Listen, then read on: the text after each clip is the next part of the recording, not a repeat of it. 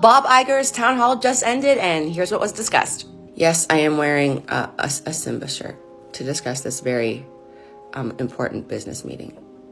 When asked if the reservation system was going to be taken off the table, Bob gave a really honestly good answer as a CEO, and not deflected it necessarily in a bad way, but put onus and responsibility on the person who should be responsible, which is Josh D'Amaro, who's head of parks.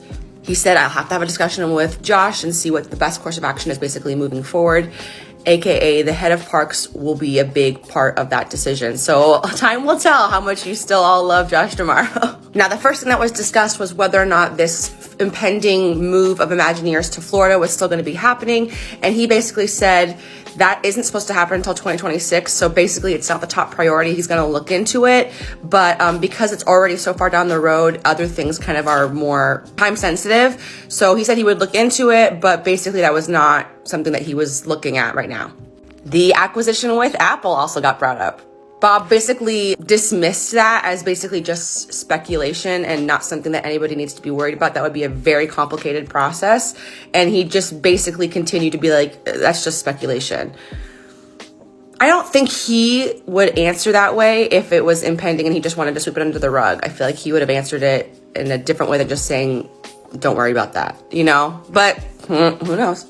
Iger was also asked about the company's focus on money making and the bottom line. And he said that the company right now, their main priority is profitability and making sure the company is as profitable as possible.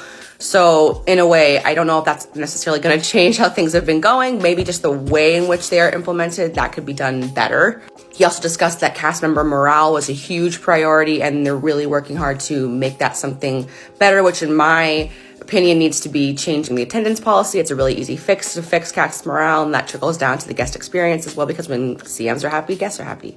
He was also asked about the layoffs and if that was still happening, or the hiring freeze, and he did say hiring freeze is still on the table. Layoffs, however, probably not. So new cast members, new hires, maybe no.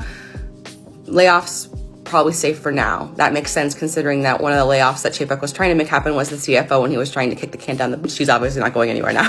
Politics was also discussed, and he basically said that the company is never and has never been political, will not be political in the future, but basically being kind to people should not be considered political.